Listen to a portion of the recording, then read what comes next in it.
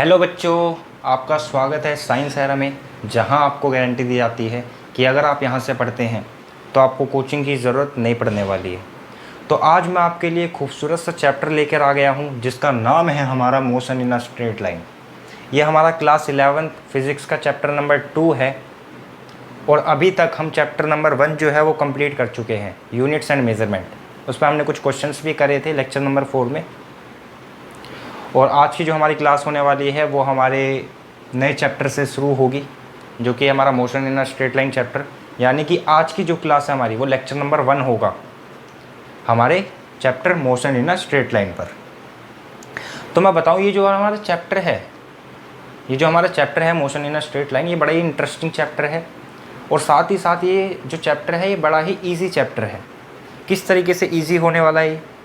क्योंकि इसमें आधी चीज़ें तो वो आएंगी जो आपने पढ़ रखी हैं अपनी 9th क्लास में, 10th क्लास में जो चीज़ आपने पढ़ रखी हैं आधी वही आएंगी इसके अंदर। जैसे आप इसमें रेस्ट और मोशन के बारे में जानोगे, एक्सेलरेशन, वेलोसिटी, डिस्टेंस, डिस्प्लेसमेंट, ये सारी चीज़ें आपने पढ़ रखी है। अगर आपने नहीं पढ़ी है तो भी दिक्कत लेने की कोई ज़रूरत नहीं है भाई, सारी चीज़ें बेसिक से चलेगी इसके अंदर, है ना। अगर आपका बेस स्ट्रॉन्ग नहीं है, डिस्प्लेसमेंट, एक्सेलरेशन क्या होता है, अगर आपको इतना भी नहीं पता तो सारी चीज़ें इसमें रिपीट होंगी वापसी।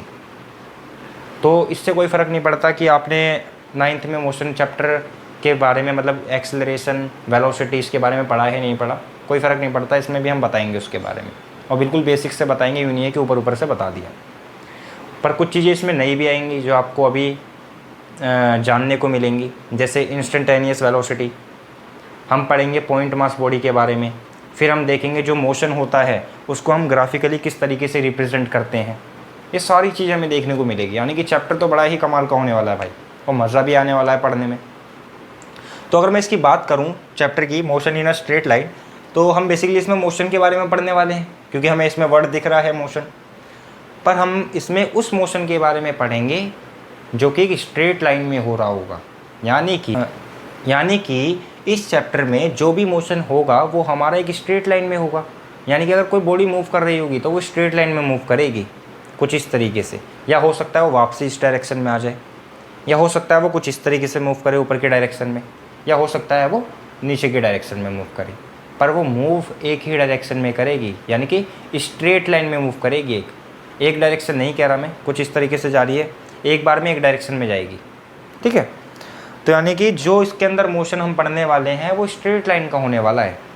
बॉडी इस तरीके से मूव नहीं करेगी, इसके अंदर कुछ इस तरीके से मूव करेगी एक स्ट्रेट लाइन में। तो ये तो हमने जाना। तो चलिए इसकी शुरुआत करते हैं चैप्टर की। मेरा नाम है शशिकांत और आज आप देख रहे हैं motion in a straight line का लेक्चर नंबर 1।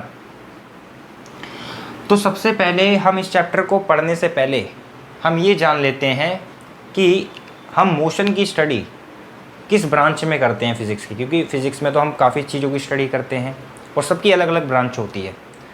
तो हम देखते हैं कि जो मोशन की स्टडी है वो किस ब्रांच में की जाती है। तो फिज़िक्स की हमारी एक ब्रांच आती है मैकेनिक्स, जिसके अंदर हम रेस्ट और मोशन की स्टडी करते हैं। यानी कि फिज़िक्स की एक ऐसी ब्रांच है मैकेनिक्स जिसके अंदर हम स्टडी करते हैं मोशन और रेस्ट ऑब्जेक्ट की। यानी कि it is the branch of physics that deals with the study of rest and motion object. यानी कि हमने समझा कि मैकेनिक्स जो है वो हमारी ब्रांच है फिज़िक्स की, जिसके अंदर हम रेस्ट और मोशन ऑब्जेक्ट की स्टडी करेंगे। अब इसकी भी बच्चों 3 ब्रांच आ जाती है हमारे पास, इसकी भी 3 ब्रांच आ जाती है हमारे पास। पहली आती है हमारी स्टैटिक्स, दूसरी आती है हमारी काइनेमेटिक्स,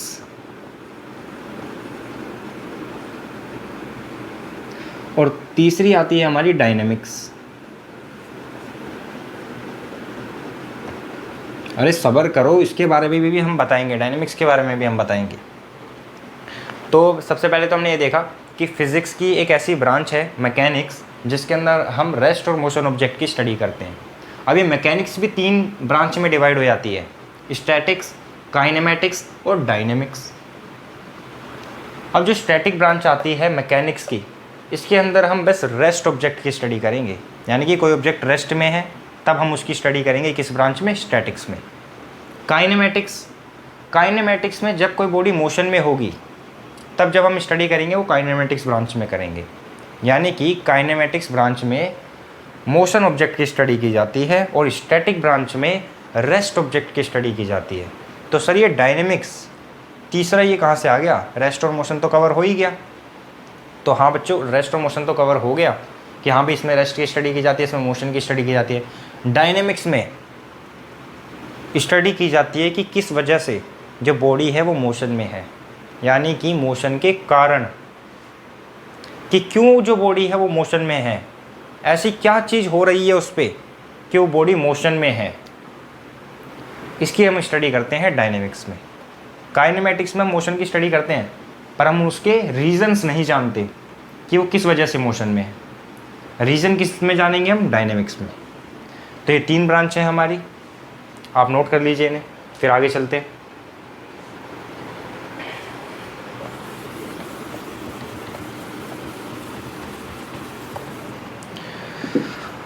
तो बच्चों अब स्टार्ट करते हैं हम रेस्ट से। रेस्ट से पढ़ना स्टार्ट करते हैं कि रेस्ट का मतलब क्या होता है। रेस्ट का मतलब क्या होता है, तो सबसे पहले मैं इसकी डेफिनेशन लिख देता हूँ आपके सामने, फिर इसको एक्सप्लेन करूँगा एग्जांपल के साथ कि रेस्ट का मतलब होता क्या है। तो लिखेंगे a body is said to be in rest if it does not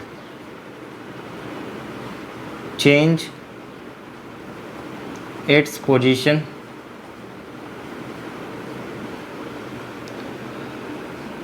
with respect to the time।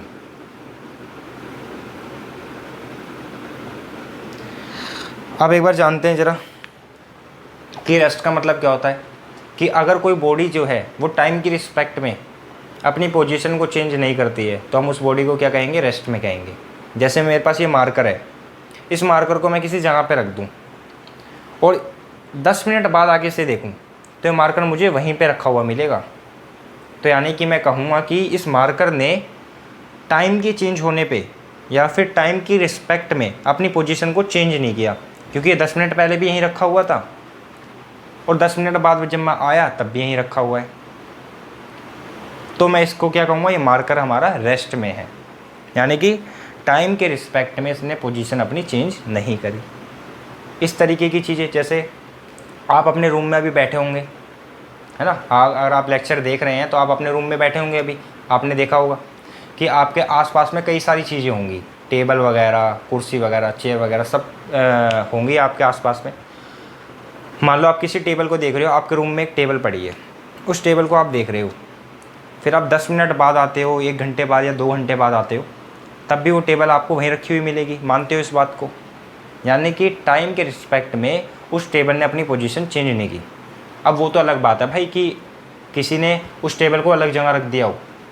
मान लो कोई ऐसी चीज़ है जो आपके रूम में रखी है, वो फिक्स रहती है एक जगह पे, तो आप उसको चाहे 1 घंटे बाद देखो, चाहे 2 घंटे बाद देखो, चाहे 1 दिन बाद आके देखो, वो आपको वहीं दिखेगी। यानी कि टाइम के रिस्पेक्ट में जो वो बॉडी है वो अपनी रिस्पेक्ट को क्या कर रही है, वो मतलब अपनी पोजीशन को क्या कर रही है, चेंज नहीं कर रही है। तो हम उसे कहेंगे कि वो बॉडी किस में है, रेस्ट में है। यानी कि कोई भी बॉडी जो टाइम की रिस्पेक्ट में अपनी पोजीशन चेंज नहीं करती, वो क्या होती है, हमारी रेस्ट में होती है। जैसे अगर मैं ऐसे खड़ा हो जाऊँ कुछ देर के लिए और आप मुझे देख रहे हैं, 10 मिनट बाद आए मैं ऐसे ही खड़ा हूँ, तो यानी कि टाइम के रिस्पेक्ट में मैं अपनी पोजीशन चेंज नहीं कर रहा। तो हाँ, फिर आप मुझे कहोगे कि सर आप रेस्ट में हो। बिल्कुल सही। तो रेस्ट का मतलब तो हमने जाना कि अगर कोई बॉडी अपनी पोजीशन को चेंज नहीं कर रही है टाइम के रिस्पेक्ट में, तो वो वो उस बॉडी को हम कहेंगे वो रेस्ट में है। अब ज़रा बात कर लेते हैं एक बार मोशन के बारे में कि मोशन क्या होता है। सबसे पहले मैं इसकी डेफिनेशन लिख देता हूँ, जैसे मैंने रेस्ट की लिखी। तो लिखेंगे a body is said to be in motion if it change if it change its position with respect to the time, with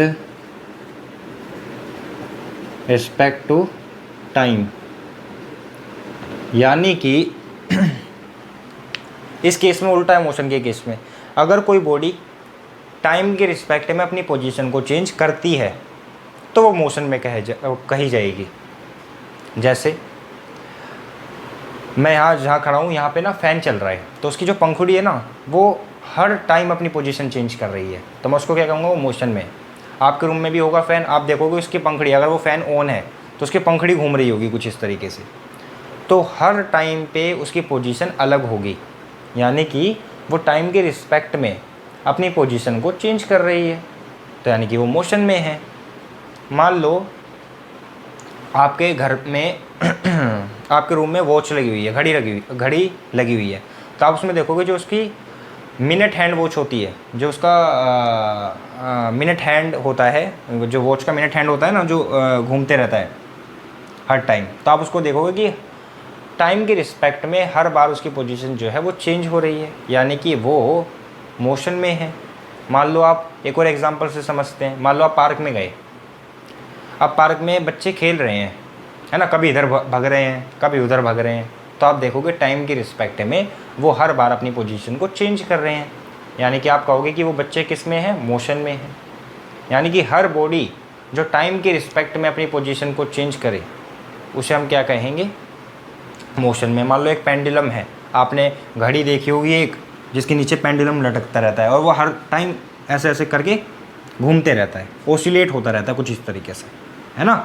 होती है ना घड़ी, पहले मतलब अभी भी आती है, पहले क्या आती थी कि उसके नीचे एक पेंडुलम लगा होता है, पेंडुलम टाइप की कुछ होती है, वो जो बॉब होता है वो कुछ इस तरीके से मूव होता रहता है, यानी कि टाइम के रिस्पेक्ट में जब आप देखोगे तो हर बार उसकी पोजीशन अलग होगी। मान लो किसी टाइम पे आपने देखा तो कुछ इस तरीके का होता है, वो देखो, है ना, पेंडुलम है, ये हर बार क्या कर रहा है, ये बॉब इधर उधर मूव कर रहा है। मान लो आपने किसी टाइम पे देखा उसकी पोजीशन ये थी, फिर दूसरे टाइम पे देखा तो उसकी पोजीशन ये हो गई, किसी और टाइम पे देखा तो तीसरी पोजीशन ये हो गई, फिर दोबारा से देखा तो क्या पता वो यहाँ पे आ गया हो, यानी कि हर बार ये अपनी पोजीशन को क्या कर रहा है, चेंज कर रहा है टाइम की रिस्पेक्ट में। तो हम इसे क्या कह देंगे कि ये जो है वो मोशन में है, मोशन में है। यानी कि मोशन का मतलब क्या है कि अगर कोई बॉडी अपनी पोजीशन को चेंज करती है टाइम के रिस्पेक्ट में तो हम उसे मोशन में कहेंगे। ठीक है, इतना आपने समझा। अब ज़रा मेरी एक बात का जवाब देना पड़ेगा आपको। आपने जाना रेस्ट के बारे में, आपने जाना मोशन के बारे में। अब ज़रा एक बात बताओ, अगर मैं या फिर मेरे को ही मत मानो, आप यूँ मान लो, चलो मेरे को ही मान लो कि मैं कुछ इस तरीके से खड़ा हूँ, बिल्कुल शांत, बिल्कुल एक चुपचाप कुछ इस तरीके से खड़ा हो जाऊँ, तो आप मुझे देख रहे हैं तो मैं रेस्ट पे हूँ या मोशन में हूँ, बताओ। अगर मैं चुपचाप ऐसे खड़ा हूँ और आप मुझे देख रहे हो, है ना, तो मैं आपके लिए रेस्ट पे हूँ या मोशन में हूँ, ज़रा ये बता दो पहले मुझे। अगर मैं ऐसे खड़ा हूँ तो ऑब्वियस सी बात है, आप कहोगे सर आप टाइम के रिस्पेक्ट में अपनी पोजीशन चेंज नहीं कर रहे, तो यानी कि आप क्या हो, रेस्ट में हो। अगर मैं कुछ इस तरीके से खड़ा रहता हूँ, अभी तो मैं मोशन में हूँ, हिल रहा हूँ, तो अगर मैं ऐसे खड़ा हो जाऊँ आपके लिए चुपचाप बिल्कुल थोड़ी देर के लिए, तो आप मुझे क्या कहोगे, मैं टाइम के रिस्पेक्ट में पोजीशन चेंज नहीं कर रहा, यानी कि मैं रेस्ट पे हूँ। बिल्कुल सही बात। अब मान लो आपका कुछ ऐसा कोई जुगाड़ लगता है कि आप मून पे पहुँच जाते हो, है ना, आप मून पे चले गए। फिर जब पहली बात तो ये, जब आप मून से अर्थ को देखोगे तो अर्थ आपको रोटेट होती हुई दिखाई देगी, क्योंकि आपको पता है जो अर्थ है वो रिवॉल्व होती है सन के चारों ओर और वो अपनी एक्सिस पे भी घूमती है। मान लो ये अर्थ है, तो ये अर्थ जो है वो अपनी एक्सिस पे भी घूमती है और सन के चारों ओर रिवॉल्व भी होती है।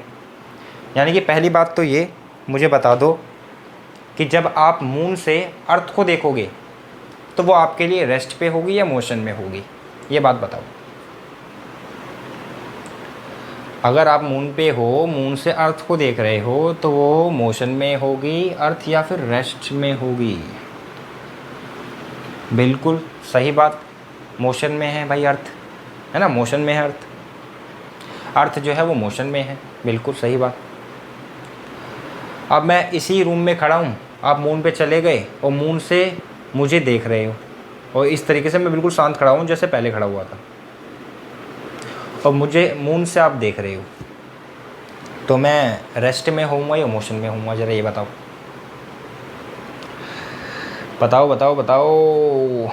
हाँ बिल्कुल, मैं मोशन में होऊंगा। देखो बच्चों, मैं आपको मून से मोशन में दिखाई दूंगा। अगर मैं यहाँ पे चुपचाप खड़ा भी हूँ ना कुछ इस तरीके से, तो मैं आपको मोशन में दिखाई दूंगा। क्यों? क्योंकि जो अर्थ है वो सन के चारों ओर रिवॉल्व हो रहा है। जब अर्थ ही मोशन में है और आप मुझे मून से देख रहे हो, तो मैं भी तो मोशन में होऊंगा। अगर अर्थ रिवॉल्व कर रहा है सन के चारों ओर, यानी कि अर्थ के साथ साथ मैं भी तो रिवॉल्व कर रहा हूँ, फिर मैं भी तो मूव हो रहा हूँ। अगर अर्थ मूव हो रही है तो मैं भी मूव हो रहा हूँ, यानी कि मैं भी आपके लिए मोशन में होऊंगा। पर जब आप मुझे यहाँ से देख रहे थे अर्थ से, तो आप मुझे रेस्ट पे बोल रहे थे, यानी कि आप झूठ तो नहीं बोल रहे हैं। वहाँ पे जाके आप अपनी बातें बदल रहे हैं। जब आप मुझे यहाँ से देख रहे थे अर्थ से, तो आप मुझे रेस्ट पे बता रहे थे, और जब मून पे चले गए तो मोशन में बता रहे हो। भाई ऐसा मत करो यार, झूठ मत बोलो। तो भाई आप झूठ नहीं बोल रहे हैं, बिल्कुल सही, आप झूठ नहीं बोल रहे। बस आप तो जो देख रहे हो वो मुझे बता रहे हो कि सर हाँ बिल्कुल सही, जब मैं रेस्ट में था, मतलब जब मैं अर्थ पे था, तब मैं आपको देख पा रहा था कि आप रेस्ट में हो। पर जब मैं मून पे आ गया तो मैं आपको देख रहा हूँ, तो आप मुझे मोशन पे देख रहे हो सर। यानी कि आप मुझे एग्जैक्ट रेस्ट या मोशन में कह ही नहीं सकते, क्योंकि जब आप मुझे अर्थ से देख रहे हो तो मैं आपके लिए रेस्ट पे हूँ, पर जब आप मून पे चले गए तो मैं मोशन में हूँ। यानी कि सर रेस्ट और मोशन का मतलब ही नहीं है फिर तो कुछ। रेस्ट और मोशन का मतलब ही नहीं है ना फिर तो कुछ। मैंने आपको अर्थ से बताया कि आप रेस्ट पे हो, जब आप मेरे सामने खड़े हो, आप मेरे सामने खड़े थे कुछ इस तरीके से, तो मैंने आपको बताया कि आप रेस्ट पे हो। फिर जब मैंने आपको मून से देखा सर, तो मेरे को लगा आप मोशन में हो। यानी कि रेस्ट और मोशन का तो कोई मतलब ही नहीं है। हाँ बिल्कुल। तो इसका मतलब बच्चों ये हुआ कि आप किसी भी बॉडी को एब्सोल्यूट रेस्ट या फिर एब्सोल्यूट मोशन में कह नहीं सकते। हाँ, उस टाइम के लिए जब आप मुझे अर्थ से देख रहे थे, तो आपके लिए मैं रेस्ट में था। पर हो सकता है किसी और पर्सन के लिए जो कि कहीं और हो, उसके लिए मैं मोशन में हो सकता हूँ। यानी कि आप मुझे यूँ नहीं कहोगे कि सर आप रेस्ट पे ही हो, एग्जैक्ट रेस्ट पे ही हो, एब्सोल्यूट रेस्ट पे हो। ये आप मुझे कभी नहीं कह सकते। मुझे क्या, किसी को भी नहीं कह सकते कि सर आप रेस्ट पे हो। किसी भी पर्सन को नहीं कह सकते कि आप सर एब्सोल्यूट रेस्ट या एब्सोल्यूट मोशन में हो, क्योंकि ये तो जगह पे डिपेंड कर रहा है भाई। इतना हमें समझ में आया अभी। क्योंकि जब आप अर्थ से देख रहे थे तो मैं आपको रेस्ट पे दिख रहा था, फिर जब आप मून से देख रहे हो तो मैं आपको मोशन में दिख रहा हूँ। यानी कि रेस्ट और मोशन का जो फंडा है वो तो जगह पे डिपेंड कर रहा है, ऑब्जर्वर पे। जैसे ऑब्जर्वर किस जगह से देख रहा है, ये तो उस पर डिपेंड कर रहा है रेस्ट और मोशन। आप मुझे अर्थ से देख रहे थे तो आपको मैं रेस्ट पे दिख रहा था। आप मुझे मोशन से देखने लगे तो मैं आपको मोशन, मतलब मोशन से क्या, मून से देखने लगे तो मैं आपको मोशन में दिखाई देने लगा। तो यहाँ से ये बात क्लियर होती है कि रेस्ट या फिर मोशन अगर हम बताते हैं किसी बॉडी का, तो वो डिपेंड करता है फ्रेम ऑफ रेफरेंस पे, फ्रेम ऑफ रेफरेंस पे। बिल्कुल। यानी कि किसी भी बॉडी का रेस्ट और मोशन आप किस जगह से देख रहे हैं उस पर डिपेंड करता है। फ्रेम ऑफ रेफरेंस का मतलब है ऑब्जर्वर की जगह, जिस जगह से देखा जा रहा है, ऑब्जर्व किया जा रहा है, उसे हम कहते हैं फ्रेम ऑफ रेफरेंस। इसकी हम आगे बात करेंगे। पर हमें इतना समझ में आया कि किसी भी बॉडी को हम एब्सोल्यूट रेस्ट या एब्सोल्यूट मोशन में नहीं कह सकते। क्यों नहीं कह सकते? क्योंकि जिस जगह से आप देखोगे। क्यों नहीं कह सकते? क्योंकि रेस्ट और मोशन तो जगह पे डिपेंड करता है कि किस जगह से आप बॉडी को ऑब्जर्व कर रहे हो। मान लो आप अर्थ पे ही नहीं जाते, एक और एग्जांपल ले लेते हैं। मान लो आप और आपका दोस्त कार में जा रहे हैं। आपका दोस्त जो है वो कार ड्राइव कर रहा है और आप उसके बगल वाली सीट पे बैठे हो, आराम से गप्पे मारते हुए जा रहे हो भाई। तो आप अपने दोस्त के बगल वाली सीट पे बैठे हो। अब मुझे एक बात बताओ, जब आप अपने दोस्त को देखोगे जो कि ड्राइव कर रहा है, तो वो आपको रेस्ट पे दिखेगा या मोशन में दिखेगा? वो आपको रेस्ट में दिखेगा या फिर मोशन में दिखेगा? तो बिल्कुल, जब आप उसके बगल वाली सीट पे ही बैठे हो भाई कार में, और आप अपने दोस्त को देखोगे, तो वो यूँ तो है नहीं कि भाई उड़ता हुआ कहीं और पहुँच गया कुछ टाइम बाद, नहीं, वो आपके बगल में ही बैठा रहेगा, यानी कि वो रेस्ट में है ना, बिल्कुल रेस्ट में है। जब आप उसको देख रहे हो कार में, मान लो आपके लिए कार बना देते हैं भाई, यहाँ पे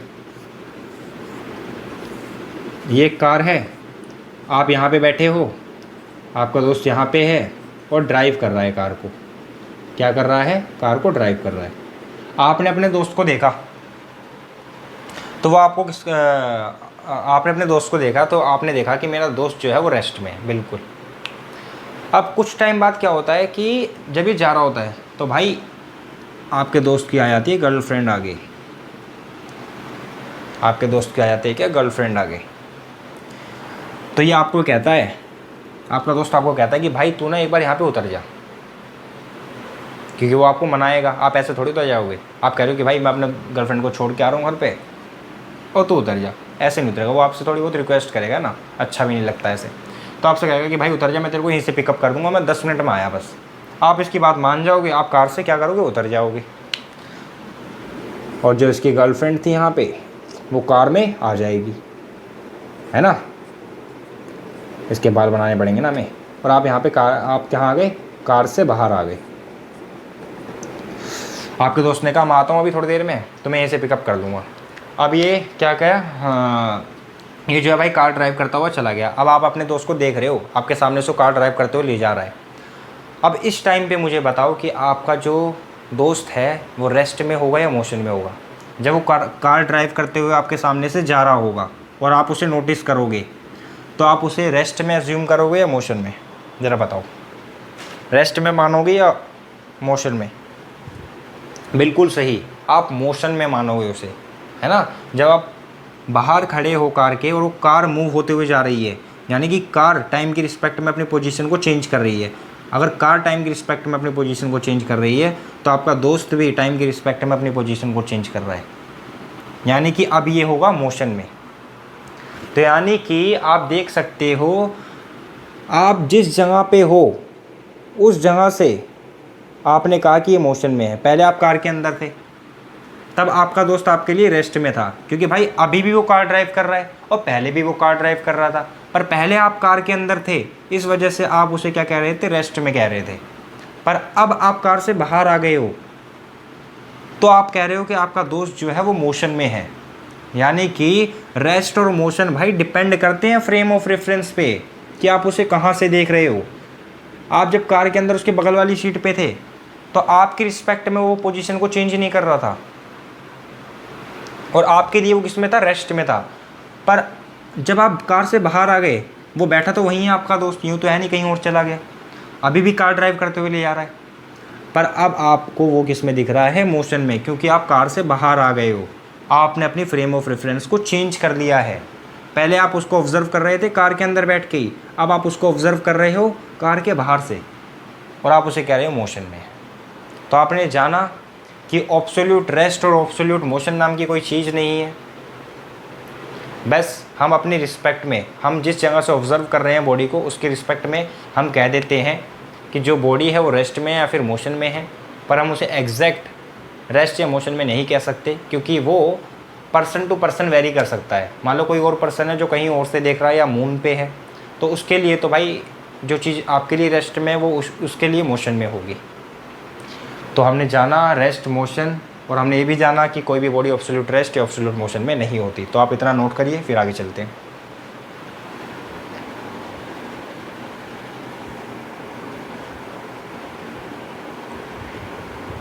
तो बच्चों, अब हम पढ़ने वाले हैं फ्रेम ऑफ रेफरेंस के बारे में, कि फ्रेम ऑफ रेफरेंस क्या है। तो जैसा कि मैंने आपको बताया था कि फ्रेम ऑफ रेफरेंस वो जगह होती है जहाँ से ऑब्जर्वर चीज़ों को ऑब्जर्व करता है। यानी कि अगर मैं किसी बॉडी का मोशन या फिर उसकी डिस्प्लेसमेंट को ऑब्ज़र्व कर रहा हूँ, तो मैं बोला जाऊँगा कि मैं फ्रेम ऑफ रेफरेंस हूँ। क्या हूँ मैं? Frame of reference. यानी कि फ्रेम ऑफ रेफरेंस वो जगह है जहाँ से आप चीज़ों को ऑब्जर्व करते हैं, किसी बॉडी के मोशन को ऑब्जर्व करते हैं, उसे हम कहते हैं फ्रेम ऑफ रेफरेंस। अब फ्रेम ऑफ रेफरेंस के हमारे दो टाइप्स आ जाते हैं। फ्रेम ऑफ रेफरेंस दो टाइप के होते हैं हमारे। एक तो होता है हमारा इनर्शियल फ्रेम ऑफ रेफरेंस, एक तो होता है हमारा इनर्शियल फ्रेम, और एक होता है हमारा non inertial frame. Non inertial frame यानी कि फ्रेम ऑफ रेफरेंस दो टाइप का है, एक तो इनर्शियल फ्रेम और एक non inertial frame. Inertial frame वो होता है जो कि रेस्ट में होता है या फिर वो कांस्टेंट वेलोसिटी से मूव कर रहा होता है। जैसे मैंने आपको बताया कि अगर मैं किसी बॉडी को ऑब्जर्व कर रहा हूँ, उसके मोशन को ऑब्जर्व कर रहा हूँ, तो मैं फ्रेम ऑफ रेफरेंस बोला जाऊँगा, और अगर मैं रेस्ट में हूँ तो मैं इनर्शियल फ्रेम ऑफ रेफरेंस कहा जाऊँगा। क्या कहा जाऊँगा? इनर्शियल फ्रेम ऑफ रेफरेंस, अगर मैं रेस्ट में हूँ तो। और अगर मैं कांस्टेंट वेलोसिटी से मूव कर रहा हूँ, मान लो मैं किसी बॉडी, कोई मेरे सामने कार जा रही है, मैं उसका क्या कर रहा हूँ? मोशन को ऑब्जर्व कर रहा हूँ, और मैं कांस्टेंट वेलोसिटी से मूव कर रहा हूँ, तब भी मैं इनर्शियल फ्रेम कहा जाऊँगा। क्या कहा जाऊँगा? Inertial frame. यानी कि इनर्शियल फ्रेम वो फ्रेम है जिसमें ऑब्जर्वर या तो रेस्ट पे होगा या फिर कांस्टेंट वेलोसिटी से मूव करेगा। जैसे इस केस में ऑब्जर्वर मैं था, क्योंकि मैं ऑब्जर्व कर रहा था कार के मोशन को। तो अगर मैं रेस्ट में हूँ तो मैं इनर्शियल फ्रेम बोला जाऊँगा, और अगर मैं कांस्टेंट वेलोसिटी से भी मूव कर रहा हूँ तो भी मैं इनर्शियल फ्रेम बोला जाऊँगा। यानी कि यहाँ पे हमारा इनर्शियल फ्रेम में हमारा जो एक्सेलरेशन होगा वो ज़ीरो होगा। किसका एक्सेलरेशन? ऑब्जर्वर का एक्सेलरेशन। याद रखें, किसके एक्सेलरेशन की बात हो रही है और किसकी वेलोसिटी की बात हो रही है? ऑब्जर्वर के एक्सेलरेशन की बात हो रही है, ऑब्जर्वर की वेलोसिटी की बात हो रही है। यानी कि ऑब्जर्वर अगर रेस्ट में है या वो कांस्टेंट वेलोसिटी से मूव कर रहा है तो उसे हम कहेंगे इनर्शियल फ्रेम, यानी कि उसका एक्सेलरेशन क्या होगा? ज़ीरो। अब आ जाते हैं नॉन इनर्शियल फ्रेम पे। तो नॉन इनर्शियल फ्रेम वो फ्रेम है जहाँ पे जो वेलोसिटी होती है ऑब्जर्वर की वो कांस्टेंट नहीं होती, वो कांस्टेंट नहीं होती। यानी कि ऑब्जर्वर के पास एक्सेलरेशन कुछ ना कुछ होता है, ज़ीरो के बराबर नहीं होता एक्सेलरेशन। यहाँ पे एक्सेलरेशन ज़ीरो था क्योंकि जो बॉडी है वो कांस्टेंट वेलोसिटी से मूव कर रही थी या फिर वो रेस्ट पे थी। सॉरी, मैं बॉडी की बात कर रहा हूँ। यहाँ पे जो ऑब्जर्वर था उसका एक्सेलरेशन ज़ीरो था, या फिर वो कांस्टेंट वेलोसिटी से मूव कर रहा था ऑब्जर्वर, या फिर वो रेस्ट में था। पर नॉन इनर्शियल फ्रेम हमारी वो फ्रेम है जहाँ पे ऑब्जर्वर का एक्सेलरेशन कुछ ना कुछ होगा, ज़ीरो नहीं होगा, कुछ ना कुछ तो होगा, यानी कि उसकी वेलोसिटी कांस्टेंट नहीं होगी। ये था हमारा फ्रेम ऑफ रेफरेंस का कंसेप्ट। फ्रेम ऑफ रेफरेंस वो जगह है, या फिर आप कह सकते हो कि ऑब्जर्वर जिस जगह से बॉडी किसी ऑब्जेक्ट्स को ऑब्जर्व कर रहा है उसे हम कहेंगे वो हमारा फ्रेम ऑफ रेफरेंस है। उसके दो टाइप होते हैं हमारे, एक तो इनर्शियल फ्रेम और एक non inertial frame. Inertial frame में ऑब्जर्वर या तो रेस्ट पे होगा या फिर कांस्टेंट वेलोसिटी से मूव करेगा। अगर मैं मान लो ऑब्जर्वर हूँ और मैं किसी बॉडी के मोशन को ऑब्जर्व कर रहा हूँ और मैं रेस्ट पे रह के ऑब्जर्व कर रहा हूँ तो मैं इनर्शियल फ्रेम बोला जाऊँगा। या फिर मेरी वेलोसिटी कांस्टेंट है तो भी मैं इनर्शियल फ्रेम कहा जाऊँगा। पर अगर मैं एक्सेलरेशन से मूव कर रहा हूँ किसी, तो मैं कहलाया जाऊँगा नॉन इनर्शियल फ्रेम। तो ये कंसेप्ट था, इसे नोट करिए। अब बच्चों बात कर लेते हैं टाइप्स ऑफ मोशन के बारे में। टाइप्स ऑफ मोशन कि मोशन के क्या क्या टाइप हो सकते हैं। तो सबसे पहला जो हमारा टाइप आता है वो आता है यूनिफॉर्म मोशन। Uniform motion. अब जरा यूनिफॉर्म मोशन के बारे में समझते हैं। यूनिफॉर्म मोशन वो मोशन होता है जिसमें बॉडी जो है वो इक्वल डिस्टेंस ट्रेवल करती है in equal interval of time में। यूनिफॉर्म मोशन वो मोशन होता है जिसमें बॉडी इक्वल डिस्टेंस ट्रेवल करती है in equal interval of time में। क्या बोल रहा हूँ मैं? मान लो कोई बॉडी है जो कि मूव कर रही है, क्या कर रही है, मूव कर रही है। और वो बॉडी हर सेकंड में क्या करती है, 2 मीटर डिस्टेंस ट्रैवल करती है। कितना डिस्टेंस ट्रैवल करती है, 2 मीटर का। यानी कि वो बॉडी इक्वल डिस्टेंस ट्रैवल कर रही है in equal interval of time में। 1 सेकंड में 2 मीटर डिस्टेंस ट्रैवल किया, अगले 1 सेकंड में 2 मीटर डिस्टेंस ट्रैवल किया, उससे अगले 1 सेकंड में 2 मीटर डिस्टेंस ट्रैवल किया। ऐसे ऐसे करके वो हर 1 सेकंड में 2 मीटर डिस्टेंस से चल रही है। यानी कि इक्वल इंटरवल ऑफ टाइम में इक्वल डिस्टेंस चल रही है। यहाँ पे 1 सेकंड में 2 मीटर चली है, तो अगले 1 सेकंड में भी 2 मीटर चलेगी, अगले 1 सेकंड में भी 2 मीटर चलेगी। यानी कि यूनिफॉर्म मोशन वो मोशन होता है जिसमें बॉडी इक्वल डिस्टेंस ट्रैवल करती है in equal interval of time. तो आप क्या कहोगे, a body is said to be in uniform motion if it travel equal distance in equal interval of time, उसे हम कहेंगे यूनिफॉर्म मोशन। अब बात कर लेते हैं एक बार नॉन यूनिफॉर्म मोशन की। नॉन यूनिफॉर्म मोशन,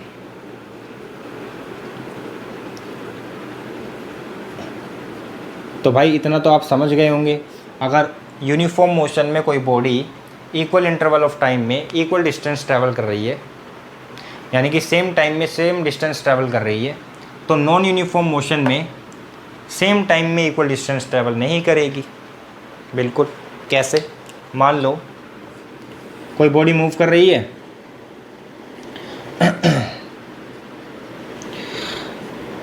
दस मीटर, 20 मीटर, 10 मीटर। मान लो कोई बॉडी मूव कर रही है, सबसे पहले वो 5 सेकंड के अंदर 10 मीटर चली, फिर अगले 5 सेकंड के अंदर 20 मीटर चली, फिर अगले 5 सेकंड के अंदर 10 मीटर चली। यानी कि आप देख रहे हो यहाँ पे, चलो आप एक काम कर लो, यहाँ पे 15 मीटर कर लो, तो आप देख रहे हो कि सेम टाइम में वो सेम डिस्टेंस को ट्रैवल नहीं कर रही। पहले 5 सेकंड में 10 मीटर डिस्टेंस चल रही है, दूसरे 5 सेकंड के अंदर 20 मीटर डिस्टेंस चल रही है, फिर तीसरे 5 सेकंड के अंदर 15 मीटर डिस्टेंस चल रही है। यानी कि टाइम तो सेम है पर वो डिस्टेंस अलग अलग ट्रैवल कर रही है। ऊपर वाले केस में क्या था, सेम टाइम में सेम डिस्टेंस ट्रैवल कर रही थी, यानी कि हर 1 सेकंड में 2 मीटर डिस्टेंस ट्रैवल कर रही थी।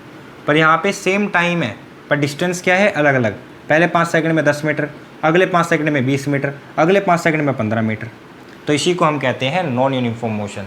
जब बॉडी अनइक्वल डिस्टेंस ट्रैवल करे इन इक्वल इंटरवल ऑफ टाइम, तो उसे हम कहते हैं नॉन यूनिफॉर्म मोशन। आपको आई होप आपको समझ में आया होगा, नोट करिए इसे।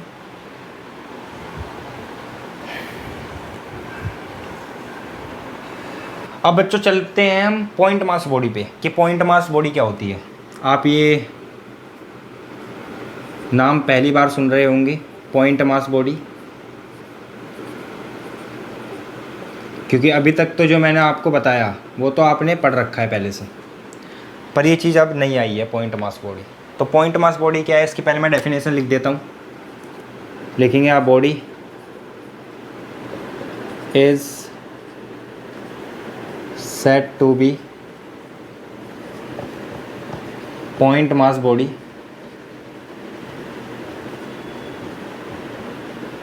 if a body travel very large distance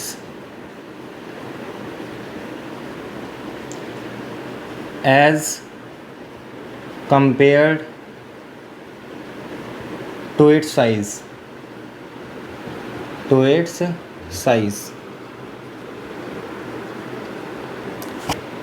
तो पॉइंट मास बॉडी क्या होती है।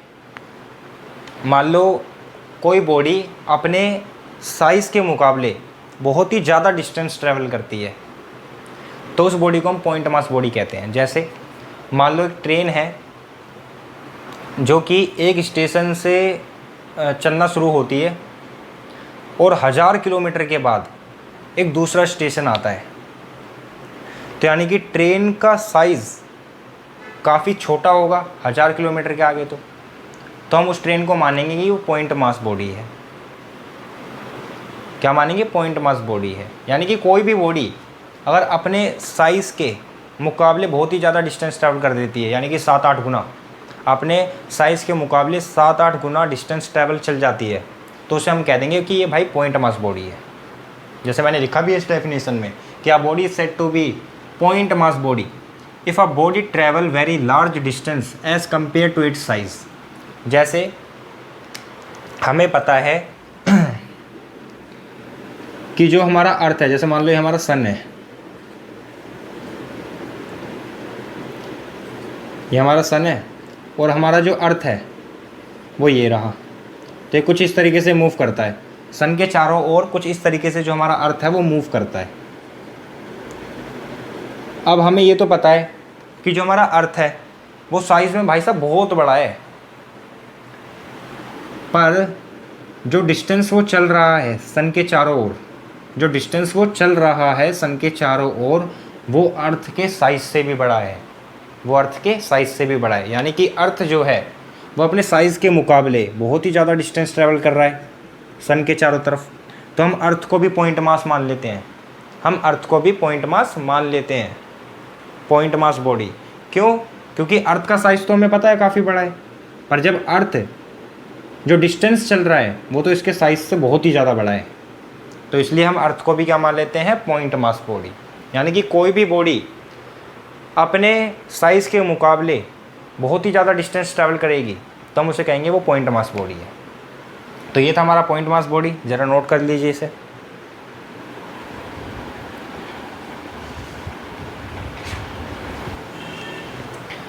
तो बच्चों अब हम बात कर लेते हैं स्केलर और वेक्टर क्वांटिटीज़ के बारे में कि स्केलर क्वांटिटीज़ क्या होती हैं और वेक्टर क्वांटिटीज़ क्या होती हैं।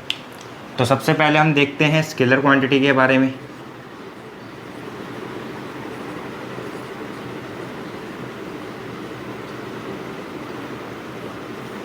स्केलर क्वांटिटी क्या है? तो इसकी डेफिनेशन लिखेंगे, दोज क्वांटिटी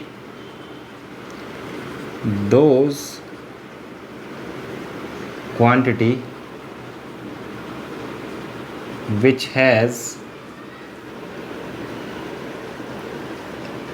magnitude only। यानी कि स्केलर क्वांटिटी वो क्वांटिटीज़ हैं जिनके पास बस मैग्नीट्यूड होता है, यानी कि जिनको स्टडी करने के लिए हमें डायरेक्शन की कोई ज़रूरत नहीं है। ठीक है, एग्जांपल देख लेते हैं कि एग्जांपल क्या हो जाएंगे इसके, कि कौन कौन सी क्वांटिटीज़ है जो स्केलर क्वांटिटीज़ होती हैं। जैसे कि सबसे पहला तो हमारा डिस्टेंस आ जाता है। डिस्टेंस जो है वो एक स्केलर क्वांटिटी है। टाइम जो है वो एक स्केलर क्वांटिटी है। मास जो है वो एक स्केलर क्वांटिटी है।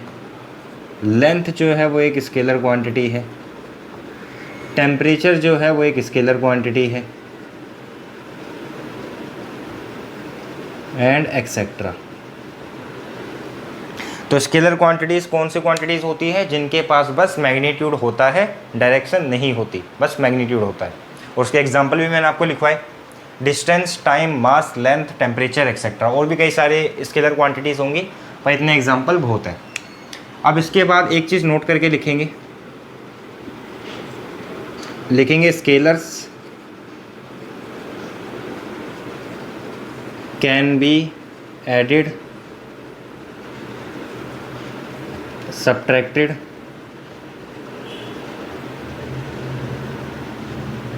multiplied and divide by ordinary law of algebra। यानी कि आप स्केलर्स को सीधा प्लस कर सकते हो, माइनस कर सकते हो, डिवाइड कर सकते हो, मल्टीप्लाई कर सकते हो। जैसे मैथ्स में आप नंबर्स को ऐड करते हो, 2 + 2 = 4, 5 + 5 = 10, तो इसी तरीके से आप स्केलर्स को ऐड, सब्ट्रैक्ट, मल्टीप्लाई और डिवाइड कर सकते हो, जैसा आप मैथ्स में करते आ रहे हो अभी तक। अब बात कर लेते हैं बच्चों वेक्टर्स क्वांटिटीज़ के बारे में। किसके बारे में? वेक्टर्स क्वांटिटीज़ के बारे में। Vectors quantity. तो इसकी डेफिनेशन अगर हम लिखें तो हम लिखेंगे दोज क्वांटिटी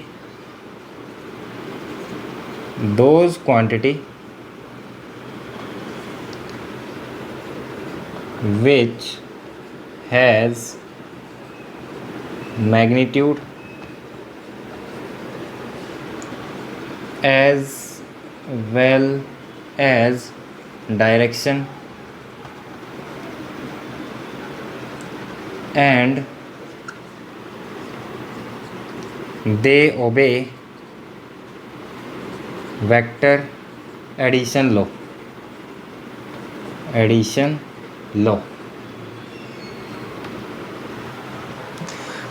देखो, वेक्टर क्वांटिटीज़ हमारी वो क्वांटिटीज़ होती है जिनके पास मैग्नीट्यूड तो होता ही होता है, पर डायरेक्शन भी होती है साथ में, और वो ओबे करते हैं वेक्टर एडिशन लॉ को। यानी कि अगर कोई क्वांटिटी वेक्टर क्वांटिटी है तो वो इन तीनों चीज़ों को सेटिस्फाई करेगी, यानी कि उसके पास मैग्नीट्यूड भी होगा, उसके पास डायरेक्शन भी होगी, और वो ओबे भी करेगा वेक्टर एडिशन लॉ को। अभी के लिए वेक्टर एडिशन लॉ आप स्किप कर दीजिए, क्योंकि ये हमें चैप्टर 3 में पढ़ना है वेक्टर एडिशन लॉ। वहाँ आप समझोगे कि वेक्टर एडिशन लॉ क्या है, उसके बाद आपको ये समझ में आ जाएगा। अभी इतना ध्यान रखो, कोई भी क्वांटिटी है जो वेक्टर क्वांटिटी है उसके पास मैग्नीट्यूड भी होगा, डायरेक्शन भी होगी, और वेक्टर एडिशन लॉ को भी फॉलो करेगी वो क्वांटिटी। अगर मान लो कोई क्वांटिटी है जिसके पास मैग्नीट्यूड है, डायरेक्शन भी है, पर वो ओबे नहीं कर रही वेक्टर एडिशन लॉ को, तो वो वेक्टर क्वांटिटी नहीं होगी। वेक्टर क्वांटिटी के लिए तीनों चीज़ें सेटिस्फाई होनी चाहिए, यानी कि मैग्नीट्यूड भी होना चाहिए, डायरेक्शन भी होनी चाहिए, और वेक्टर एडिशन लॉ को वो ओबे भी करे, फॉलो भी करे, तो वो होती है हमारी वेक्टर क्वांटिटीज़। चलो इसके एग्जांपल देख लेते हैं कुछ एग्जांपल्स। जैसे इसमें आ जाएगा हमारा डिस्प्लेसमेंट,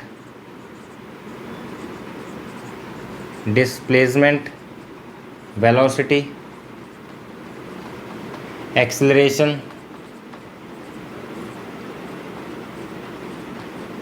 फोर्स, एक्सेट्रा। तो हमने देखा कि वेक्टर क्वांटिटीज़ के अंदर हमारी आ जाती है displacement, velocity, acceleration, force, etcetera. तो वेक्टर क्वांटिटीज़ के हमने एग्जांपल भी देखे। अब एक चीज़ नोट और करेंगे, इसको ज़रा मुझे ऊपर नोट करवानी पड़ेगी, तो स्केलर्स को मैं रफ कर देता हूँ ना, स्केलर क्वांटिटी का जो पार्ट है उसे मैं मिटा देता हूँ। अब जरा वेक्टर्स क्वांटिटी में एक चीज़ नोट करके लिखेंगे, ऊपर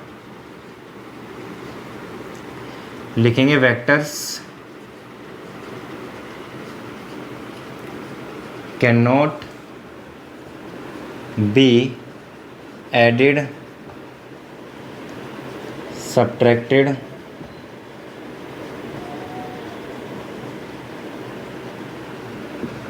multiplied,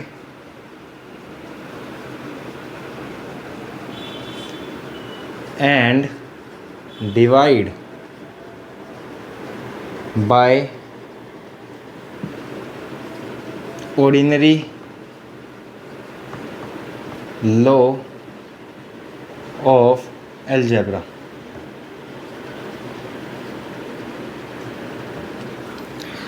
यानी कि जो वेक्टर्स हैं हमारे, वो हम ऐड नहीं कर सकते डायरेक्ट, ना सब्ट्रैक्ट कर सकते हैं, ना मल्टीप्लाई कर सकते हैं, ना डिवाइड कर सकते हैं। जैसे डायरेक्ट हम नंबर्स को ऐड करते हैं, प्लस करते हैं, उस तरीके से इसे हम ना ऐड कर सकते हैं डायरेक्ट, ना सब्ट्रैक्ट कर सकते हैं, ना मल्टीप्लाई कर सकते हैं, ना डिवाइड कर सकते हैं। नोट कर लीजिए आप।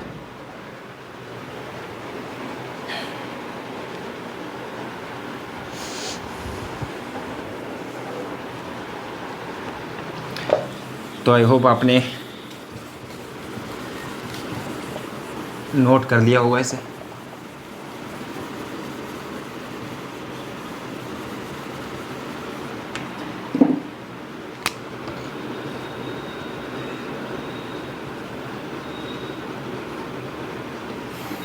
अब बच्चों बात कर लेते हैं हम डिस्टेंस और डिस्प्लेसमेंट के बारे में। बात कर लेते हैं डिस्टेंस, जिसको हम s से रिप्रेजेंट कर देते हैं, एंड डिस्प्लेसमेंट के बारे में।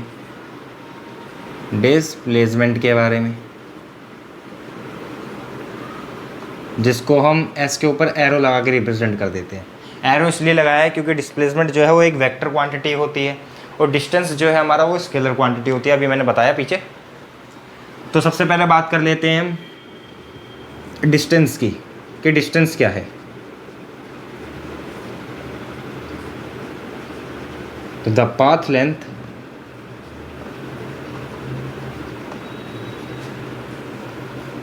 covered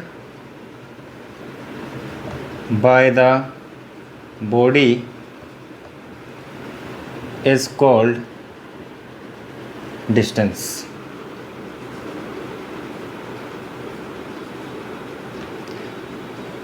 यानी कि बॉडी ने कितना पाथ लेंथ कवर किया उसे हम कहते हैं डिस्टेंस। और डिस्टेंस एक स्केलर क्वांटिटी है, तो इसे भी नीचे लिख लेंगे it is a scalar quantity, it is a scalar quantity. और हमें पता है कि पाथ लेंथ कवर कर रहा है और पाथ लेंथ हमारी मीटर में मेज़र की जाती है, लेंथ यानी कि, तो इसकी एसआई यूनिट क्या हो जाएगी हमारी,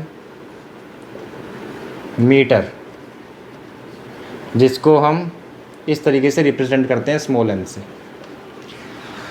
तो ये होता है हमारा डिस्टेंस। इसके कुछ एग्जांपल ले लेते हैं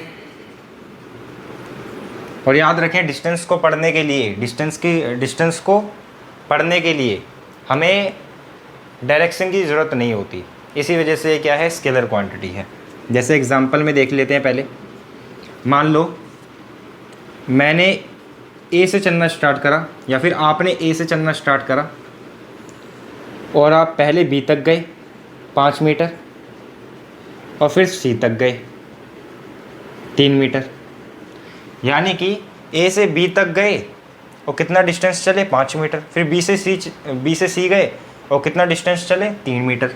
तो अगर मैं आपसे पूछूं टोटल डिस्टेंस क्या है, तो आप मुझे कहोगे कितना, 8 मीटर। यानी कि 5 + 3 8 मीटर। टोटल डिस्टेंस कितना चले ए से सी तक, 8 मीटर। इसी तरीके से सेकंड कंडीशन देखो। मान लो आपने ए से चलना स्टार्ट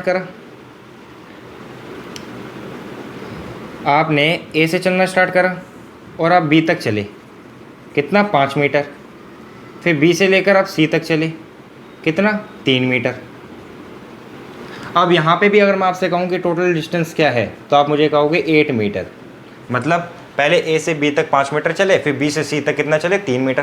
तो टोटल डिस्टेंस जो ए से सी तक चला आपने, वो हुआ हमारा कितना, 8 मीटर।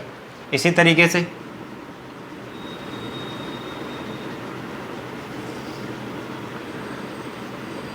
तीसरा देख लेते हैं।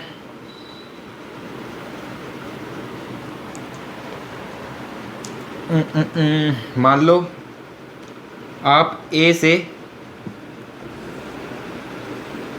बी गए 5 मीटर और फिर बी से सी पॉइंट पे आ गए 3 मीटर चल के। तो अभी मैं आपको कहूँ कि टोटल डिस्टेंस आपने कितना चला, तो आप फिर से कहोगे 8 मीटर, कि ए से सी तक जाने में आपने कितना डिस्टेंस चला, तो आप कहोगे कि 8 मीटर चले हम सर। क्यों? क्योंकि आप पहले ए से बी गए 5 मीटर, फिर बी से सी वापसी आए पीछे 3 मीटर, यानी कि टोटल डिस्टेंस कितना हो गया, 8 मीटर। ठीक है। इसी तरीके से चौथा एग्जाम्पल और ले लेते हैं। मान लो आपने ए से चलना स्टार्ट करा और बी तक चले 5 मीटर, फिर बी से चल के वापसी पीछे की साइड आए और सी तक आए।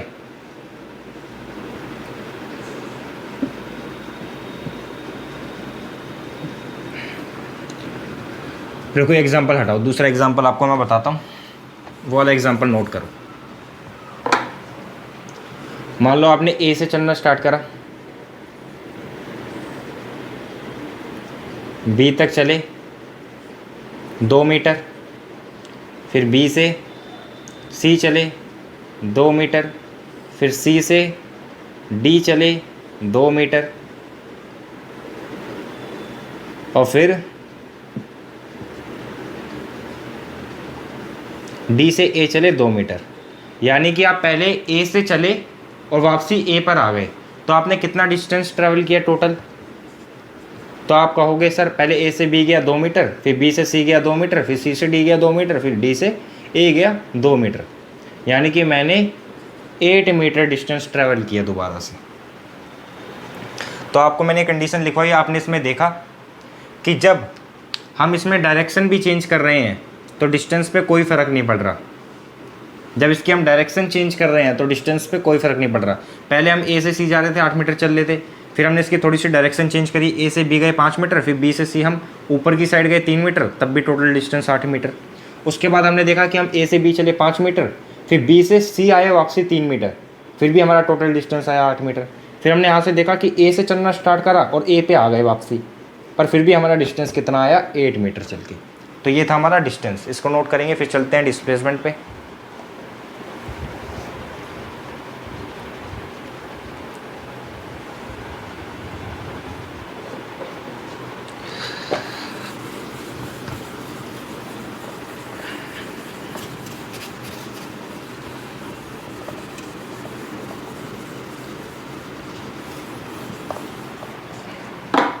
अब आते हैं बच्चों डिस्प्लेसमेंट पे।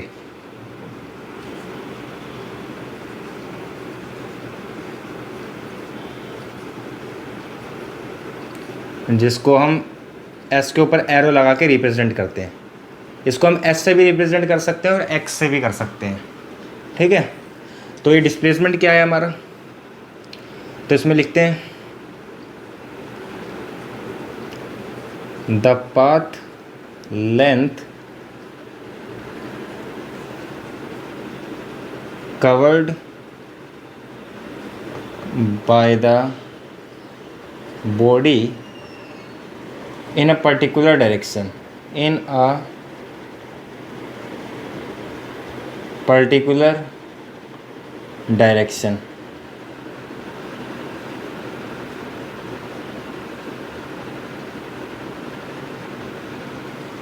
यानी कि डिस्प्लेसमेंट क्या है कि हमने कितना पाथ लेंथ कवर किया किसी एक पर्टिकुलर डायरेक्शन में, किसी एक पर्टिकुलर डायरेक्शन में। डिस्टेंस क्या था कि हमने कितना पाथ लेंथ कवर किया, पर डिस्प्लेसमेंट क्या है कि हमने कितना पाथ लेंथ कवर किया वो भी किसी पर्टिकुलर डायरेक्शन में, वो होता है हमारा डिस्प्लेसमेंट। इसकी एक और डेफिनेशन आती है, वो भी ज़रा लिख लेंगे, और डाल के लिखेंगे the shortest path length, the shortest path length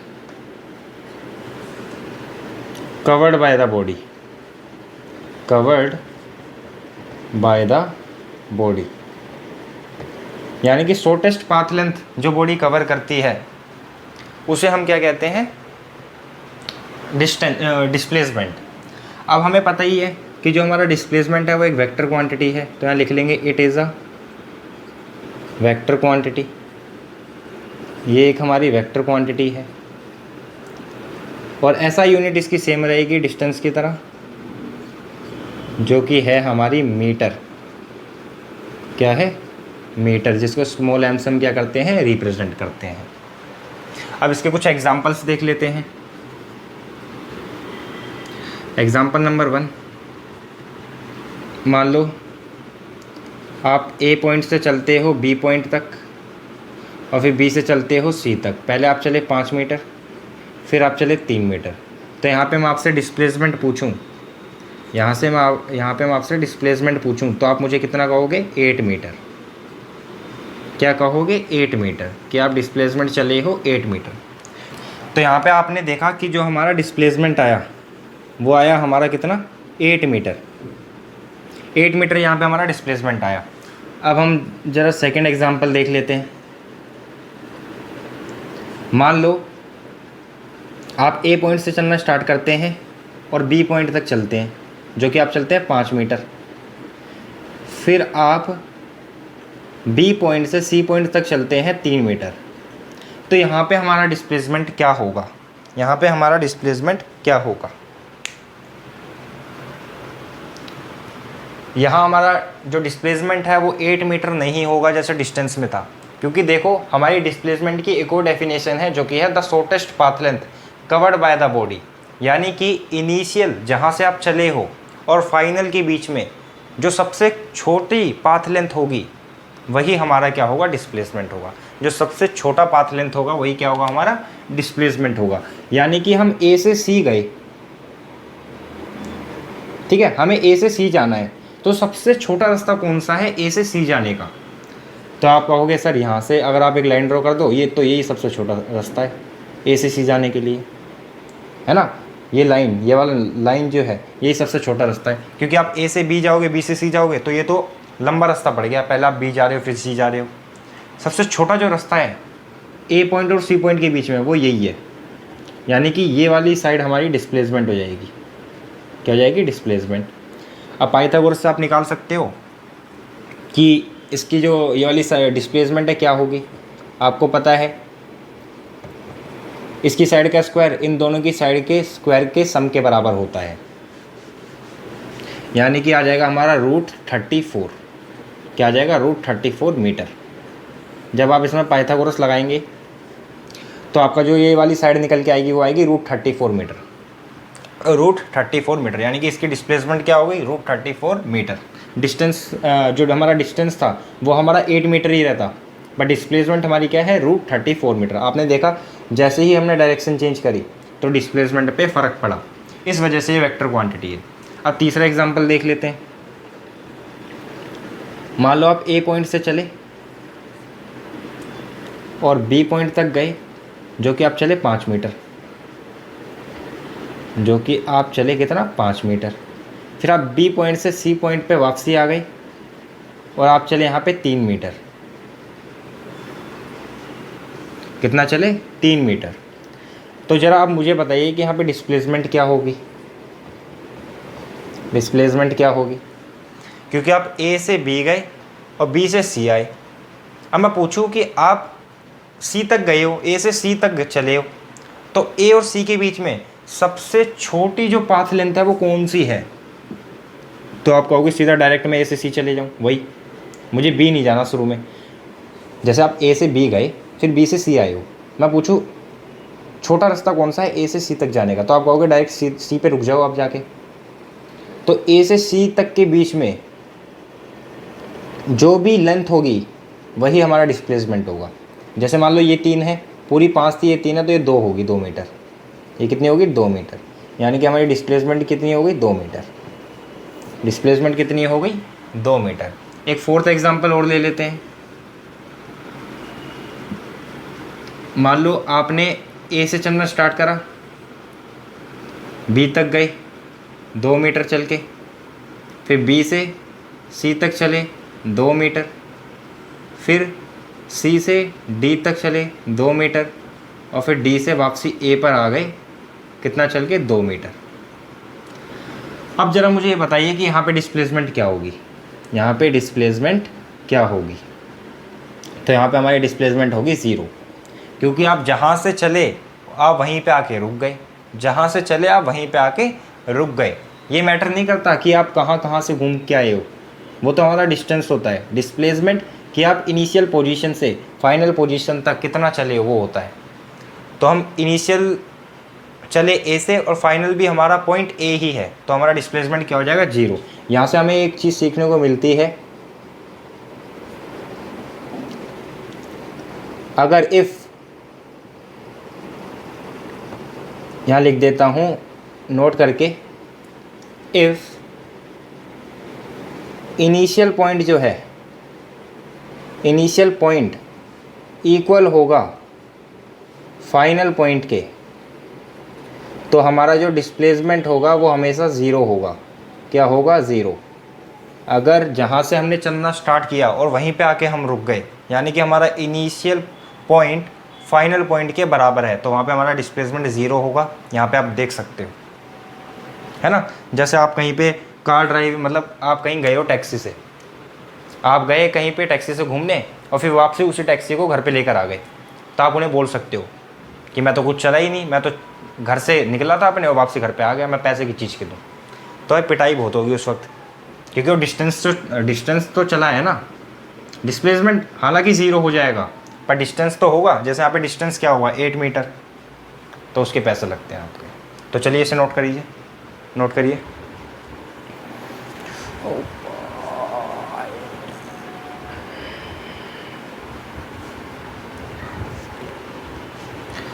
बच्चों एक चीज़ और नोट करके लिख लेंगे कि जो हमारा डिस्टेंस होता है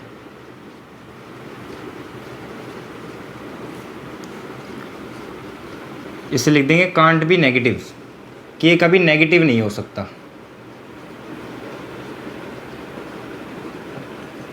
डिस्टेंस जो है वो हमारा कभी नेगेटिव नहीं हो सकता।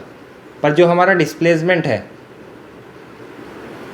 जो हमारा डिस्प्लेसमेंट है वो हमारा नेगेटिव हो सकता है, वो हमारा नेगेटिव हो सकता है।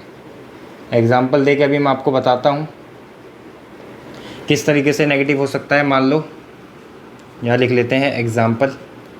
मान लो आप ए पॉइंट से चलना स्टार्ट करा, आपने ए पॉइंट से चलना स्टार्ट करा और आप बी पॉइंट तक चले। कितना चले? 5 मीटर। फिर आप बी पॉइंट से चलना स्टार्ट करा और आप सी पॉइंट पे आके रुके, जो कि है हमारा 3 मीटर, जो कि है हमारा 3 मीटर। यानी कि पहले तो आप गए 5 आगे की डायरेक्शन में, यानी कि डिस्प्लेसमेंट क्या हो जाएगा देखो। पहले तो आप ए से बी चले 5 मीटर, फिर डायरेक्ट पीछे आ गए, कितना? 5 ये और 3 ये, 8 मीटर पीछे आ गए। तो हमारा डिस्प्लेसमेंट आएगा -3 मीटर। यानी कि आपको ए से सी जाना था, तो आप ए से बी गए क्यों? आप डायरेक्ट ए से सी चले जाते, पर आप चले हो अपोजिट डायरेक्शन में, इसलिए यहाँ पे नेगेटिव आ गया। कि आप ए से आपने चलना स्टार्ट करा और आप बी तक गए 5 मीटर, फिर बी से सी तक चले गए, यानी कि इनिशियल पोजीशन पे वापसी आए और उससे भी पीछे चले गए। यानी कि ये डिस्टेंस क्या, डिस्प्लेसमेंट किस में आ जाएगा? नेगेटिव में। तो हमारा डिस्टेंस जो होता है वो नेगेटिव नहीं हो सकता, डिस्प्लेसमेंट जो है हमारा वो नेगेटिव हो सकता है इस केस में, जैसे मैंने आपको दिखाया। अगर यहाँ पे हम डिस्टेंस निकालते तो हमारा 8 मीटर आता, कि हम ए से बी 5 मीटर चले, फिर बी से सी कितना चले? 8 मीटर नहीं आता। अगर हम ए से बी चले 5 मीटर, फिर बी से सी हम चले 8 मीटर, तो यहाँ पे हमारा जो डिस्टेंस है वो आ जाता हमारा 13 मीटर। तो नोट करिए इसे।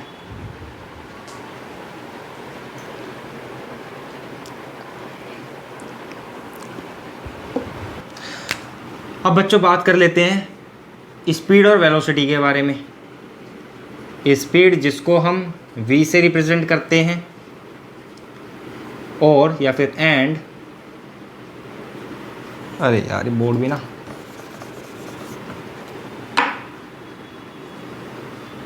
एंड वेलोसिटी के बारे में, कि स्पीड और वेलोसिटी क्या है और इनमें अंतर क्या है। तो सबसे पहले बात कर लेते हैं हम स्पीड की।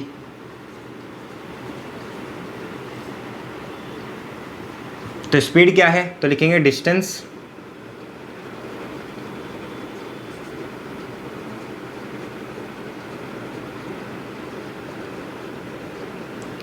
Travelled by the body in unit time, in unit time. यानी कि कोई भी बॉडी एक यूनिट टाइम में कितना डिस्टेंस ट्रेवल करती है वो होती है उसकी स्पीड। वो क्या होती है? उसकी स्पीड। जैसे इसका फॉर्मूला जो है, इसको हम v से रिप्रेजेंट करते हैं और उसका फॉर्मूला आता है हमारा डिस्टेंस अपॉन में टाइम। ये होता है हमारा इसका फॉर्मूला। और जो इसकी SI यूनिट होती है वो होती है हमारी मीटर पर सेकंड। किस तरीके से निकाली? डिस्टेंस मीटर में मेज़र होता है, अपॉन में इसका टाइम जो कि सेकंड में मेज़र होता है, तो मीटर पर सेकंड क्या हो जाएगी? इसकी SI यूनिट हो जाएगी। और ये एक स्केलर क्वांटिटी है। ये क्या है? एक स्केलर क्वांटिटी। तो आप नीचे लिख देंगे it is a scalar quantity, it is a scalar quantity. ये एक स्केलर क्वांटिटी है, यानी कि इसके पास कोई डायरेक्शन नहीं होती। जैसे मैं आपको बता रहा हूँ कि मैं 5 मीटर पर सेकंड चल के आया या 10 मीटर पर सेकंड चल के आया, तो वो क्या है? स्पीड है, उसमें मैं कोई आपको डायरेक्शन नहीं बता रहा। तो ये क्या है? एक स्केलर क्वांटिटी है। जैसे मान लो मैं ए पॉइंट से बी पॉइंट तक चला 10 मीटर। कितना चला? 10 मीटर। और मैंने कितना टाइम लगा दिया इसमें? 5 सेकंड का टाइम लगा दिया। तो हमारी स्पीड क्या हो जाएगी इसमें? देखो स्पीड हो जाएगी हमारी फॉर्मूला क्या है, डिस्टेंस अपॉन में टाइम, डिस्टेंस कितना है 10 मीटर, टाइम क्या है 5, डिवाइड करोगे यानी कि 2, यानी कि स्पीड कितनी आ गई हमारी 2 मीटर पर सेकेंड। यहाँ पे देखो हमने कोई भी डायरेक्शन का जिक्र ही नहीं करा। तो ये हमारी होती है स्केलर क्वांटिटी। और हमने स्पीड के बारे में जाना कि स्पीड क्या है, कि डिस्टेंस कोई बॉडी ट्रैवल कर रही है इन यूनिट टाइम में, कि कितना डिस्टेंस कोई बॉडी यूनिट टाइम में ट्रैवल करती है, वही होती है उसकी स्पीड। तो इसे नोट करेंगे। इसमें एक चीज़ और देखेंगे पहले, कि जब डिस्टेंस अगर नेगेटिव नहीं हो सकता तो स्पीड भी हमारी कभी नेगेटिव नहीं हो सकती, स्पीड भी हमारी कभी नेगेटिव नहीं हो सकती। तो यहाँ पे लिख देंगे नोट करके, speed can't be negative, can't be negative. देख सकते हो ना, क्योंकि देखो स्पीड का फॉर्मूला क्या है, डिस्टेंस अपॉन में टाइम, डिस्टेंस नेगेटिव नहीं हो सकता और टाइम तो नेगेटिव होता ही नहीं भाई, तो हमारी स्पीड भी क्या नेगेटिव नहीं होगी।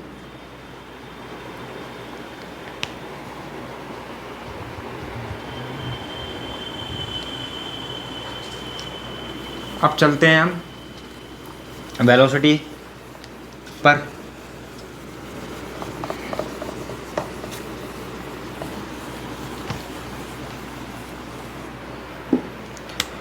तो हमारी वेलोसिटी क्या होती है, जरा उसे जान लेते हैं। तो यहाँ लिखेंगे डिस्प्लेसमेंट, डिस्प्लेसमेंट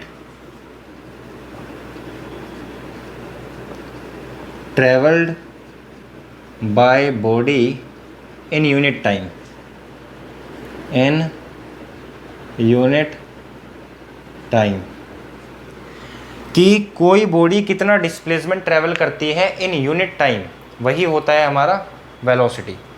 अब इसे स्पीड से ऐसे मत समझ लेना कि मैंने स्पीड में भी ये लिखा था, वहाँ पे मैंने डिस्प्लेसमेंट की जगह डिस्टेंस लिखा था, चाहे पीछे करके देख सकते हो वीडियो को, डिस्प्लेसमेंट की जगह डिस्टेंस लिखा था। यानी अगर कोई बॉडी कितना डिस्टेंस ट्रैवल कर रही है एक यूनिट टाइम में, वो तो होती है स्पीड, पर कोई बॉडी कितना डिस्प्लेसमेंट ट्रैवल कर रही है यूनिट टाइम में, वो होती है हमारी वेलोसिटी। और डिस्टेंस और डिस्प्लेसमेंट में मैं अंतर आपको बता चुका हूँ पहले ही, ठीक है। तो इसका भी जो हमारा इसको रिप्रेजेंट जो करने का तरीका है वो हम वी से ही रिप्रेजेंट करते हैं, बस उसके ऊपर एरो लगा देते हैं। क्यों? क्योंकि एक वेक्टर क्वांटिटी है। एरो लगाकर हम ये बताते हैं कि एक वेक्टर क्वांटिटी है, इसके पास डायरेक्शन है, और इसका फॉर्मूला होता है डिस्प्लेसमेंट। डिस्प्लेसमेंट भी एक वेक्टर क्वांटिटी है, इसलिए मैंने इसके ऊपर एरो लगा दिया, और अपॉन में टाइम, ये होता है हमारा इसका फॉर्मूला। अब अगर मैं इसकी एसआई यूनिट की बात करूं तो ये हो जाएगा हमारा मीटर पर सेकंड, और ये तो हमें पता ही है कि एक वेक्टर क्वांटिटी है, तो it is a vector quantity, it is a vector quantity, simple. अब भाई एक चीज़ देखते हैं यहाँ पे कि जो हमारा वेलोसिटी का फॉर्मूला है वो है डिस्प्लेसमेंट अपॉन में टाइम। एक बात बताओ, डिस्प्लेसमेंट हमारा नेगेटिव हो सकता है या नहीं हो सकता? मैंने बताया आपको, तो हाँ, डिस्प्लेसमेंट हमारा नेगेटिव हो सकता है, यानी कि वेलोसिटी भी हमारी नेगेटिव हो सकती है। तो यहाँ नोट करके लिख देंगे, वेलोसिटी कैन बी नेगेटिव। ये पूछ लिया जाता है कभी कभार एग्जाम में कि वेलोसिटी नेगेटिव हो सकती है, स्पीड नेगेटिव हो सकती है क्या, ये सारी चीज़ें। तो इसलिए मैं आपको लिखवा रहा हूँ कि वेलोसिटी जो है वो नेगेटिव हो सकती है, और ये होता है हमारा इसका फॉर्मूला। अब जरा से नोट कर लो।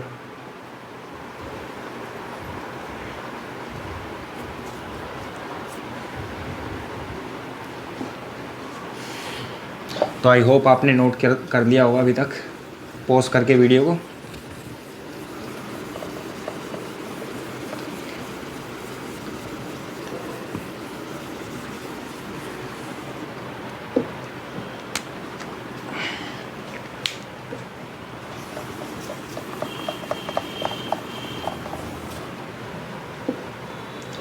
अब बच्चों बात कर लेते हैं हम टाइप्स ऑफ स्पीड के बारे में, कि स्पीड कितने टाइप की होती है।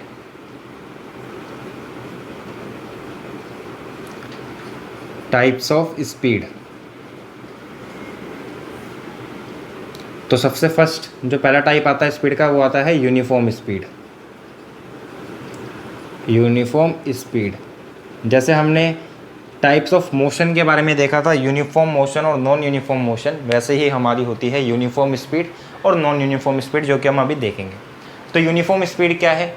यूनिफॉर्म स्पीड का मतलब है कि कोई बॉडी इक्वल डिस्टेंस ट्रैवल कर रही है इक्वल इंटरवल ऑफ टाइम में। सेम यूनिफॉर्म मोशन वाली डेफिनेशन, इक्वल डिस्टेंस ट्रैवल कर रही है in equal interval of time में, उसे हम कहते हैं यूनिफॉर्म स्पीड। अब जरा एक बात कर लेते हैं नॉन यूनिफॉर्म स्पीड के बारे में। मैं इसकी डेफिनेशन नहीं लिखवा रहा, आप लिख सकते हैं। इसकी सिंपल डेफिनेशन है कि if a body travel equal distance in equal interval of time is called uniform speed. अब बात कर लेते हैं नॉन यूनिफॉर्म स्पीड के बारे में। नॉन यूनिफॉर्म स्पीड के बारे में कि नॉन यूनिफॉर्म स्पीड क्या होती है। तो अगर बॉडी इक्वल डिस्टेंस ट्रैवल नहीं कर रही है in equal interval of time में, तो वो हो जाता है हमारा नॉन यूनिफॉर्म स्पीड। तीसरी आती है हमारी एवरेज स्पीड, जिसे अब हमें समझने की ज़रूरत है। एवरेज स्पीड, एवरेज स्पीड क्या है? तो इसकी डेफिनेशन लिखेंगे, it is the ratio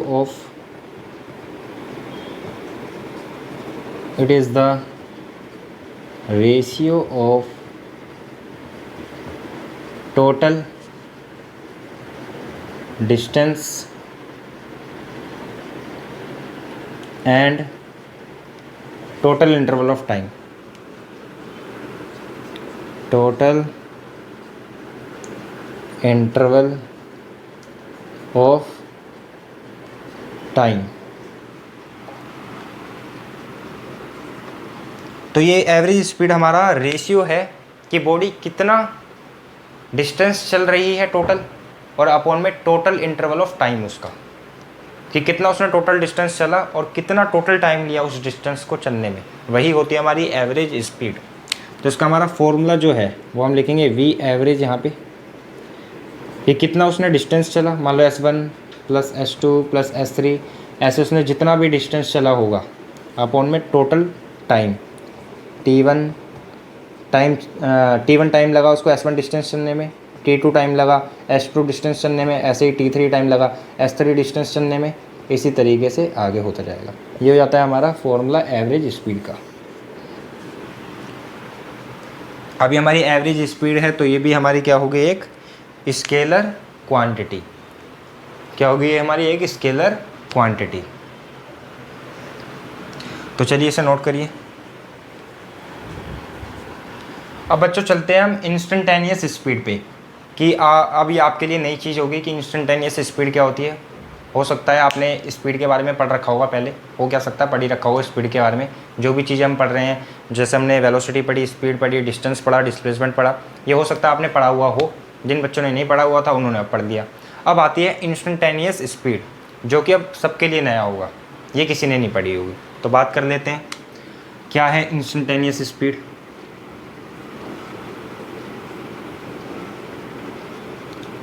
instantaneous speed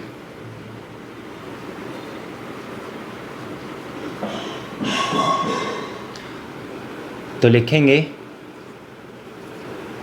speed of a body at particular instant of time, particular instant of time, speed of a body at particular instant of time. अब बच्चों पहले एक बात ये देखेंगे कि जो भी स्पीड हम मेज़र करते हैं, जैसे हम न्यूमेरिकल्स करते हैं उसमें हम स्पीड मेज़र करते हैं, तो वो सारी हमारी क्या होती है, एवरेज स्पीड होती है। मान लो आप देख रहे हो कि कोई, जैसे हमने एक एग्जांपल देखा था कि हम 10 मीटर चले 5 सेकंड के अंदर, तो स्पीड क्या होगी हमारी, तो हमने कहा था 2 मीटर पर सेकंड की, तो वो हमारी क्या होती है, एवरेज स्पीड होती है। ज़्यादातर जो हमारी लाइफ में जो हम स्पीड मेज़र करते हैं वो हमारी एवरेज स्पीड निकल के आती है। इंस्टेंटेनियस स्पीड क्या है? इंस्टेंटेनियस स्पीड है कि किसी पर्टिकुलर इंस्टेंट ऑफ टाइम पे बॉडी की क्या स्पीड है।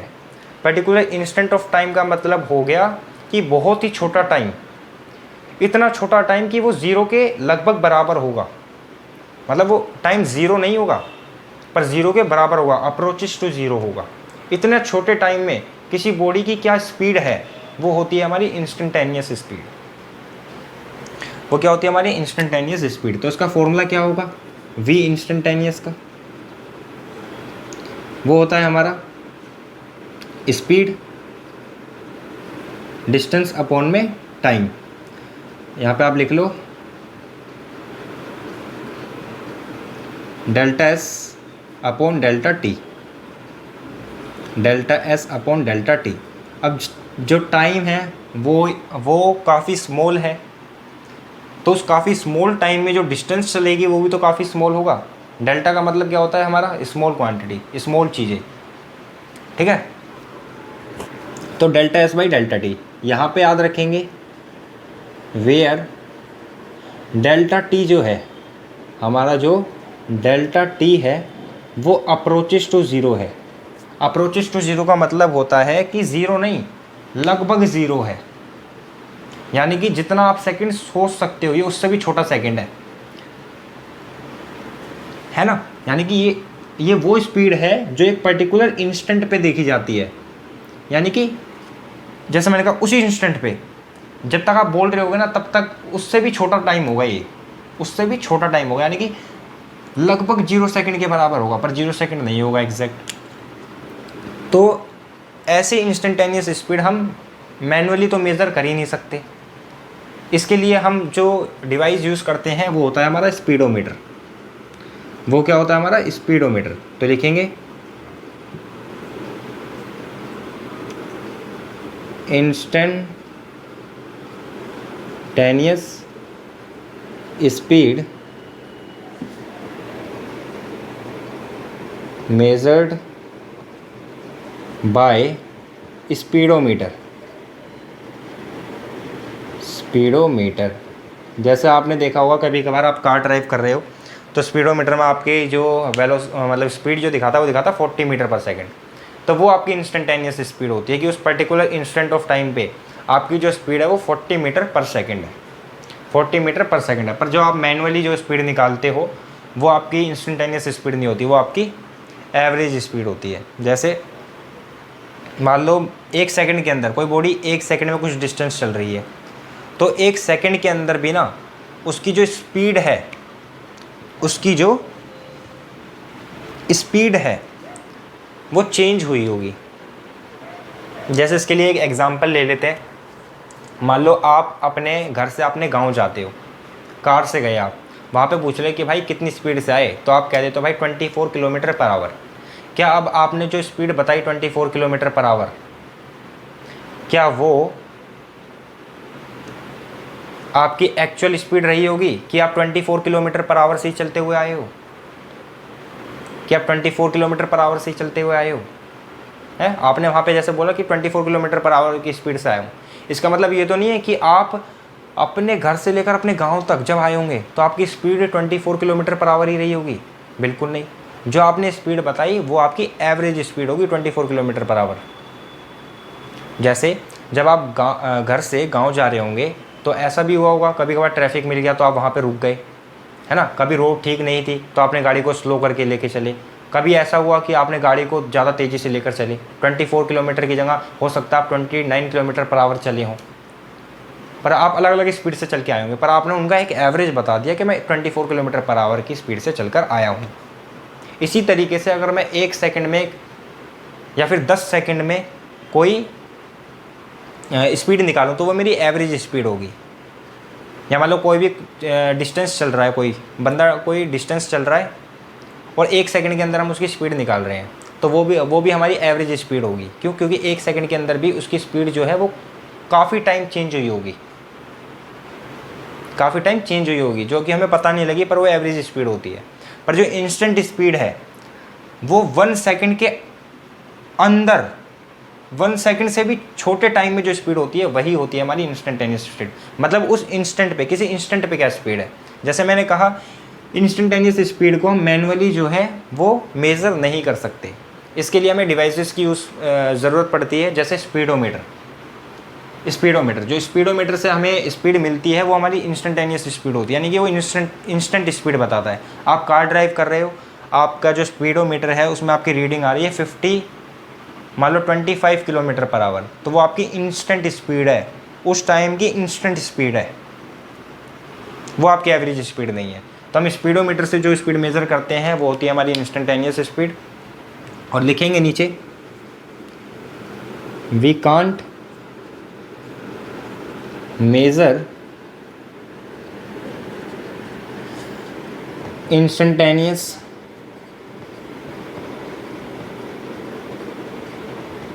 Speed but we can by using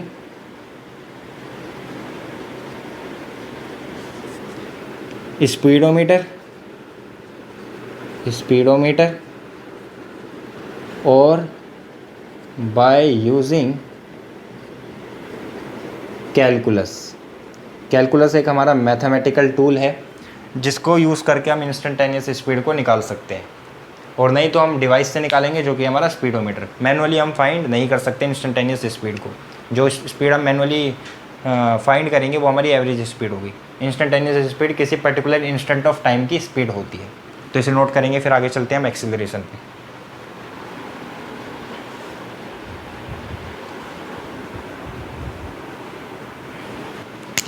अब बच्चों बात कर लेते हैं हमारे आज के लेक्चर के आखिरी टॉपिक एक्सीलरेशन के बारे में, कि एक्सीलरेशन क्या होता है। तो हमें पता ही है एक्सीलरेशन होता है हमारा the rate of change of velocity, the rate of change of velocity, change of velocity, यानी कि वेलोसिटी किस रेट से चेंज हो रही है वही होता है हमारा एक्सीलरेशन। जैसे मैं बाइक चला रहा हूँ और मैं अपनी स्पीड जो है वो 2 मीटर पर सेकंड बढ़ाते ही जा रहा हूँ।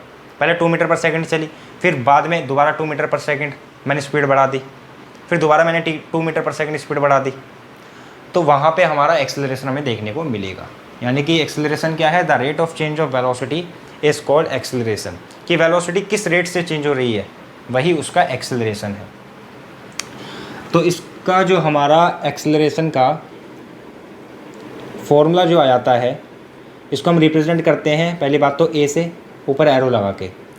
तो इसका जो हमारा फॉर्मूला होता है वो होता है change in velocity upon change in time, यानी कि delta we by delta T. Delta का मतलब होता है चेंज, ये स्मॉल भी हो सकता है और थोड़ा बड़ा चेंज भी हो सकता है। इसका एक और फॉर्मूला आ जाता है, इसको हम लिख सकते हैं final velocity minus initial velocity और नीचे टाइम, नीचे टाइम। तो ये होता है हमारा एक्सीलरेशन निकालने का फॉर्मूला।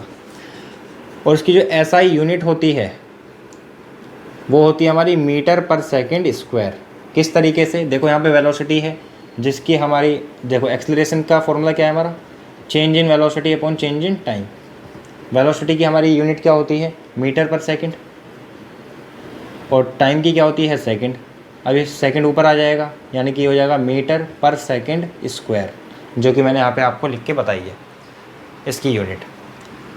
अब ये हमारी एक वेक्टर क्वांटिटी है, जो हमारा एक्सीलरेशन है वो एक वेक्टर क्वांटिटी है। कैसे वेक्टर क्वांटिटी है, क्योंकि आप फॉर्मूला देखो एक्सीलरेशन का, जो कि फॉर्मूला है हमारा change in velocity upon change in time. Velocity हमारी एक वेक्टर क्वांटिटी है, तो जो हमारा एक्सीलरेशन है वो भी एक हमारा वेक्टर क्वांटिटी है। अब एक चीज़ और देखेंगे, एक्सीलरेशन के हमारे दो टाइप होते हैं। एक्सीलरेशन के हमारे दो टाइप होते हैं। पहला टाइप होता है हमारा पॉजिटिव एक्सीलरेशन, पॉजिटिव एक्सीलरेशन, और एक होता है हमारा नेगेटिव एक्सीलरेशन,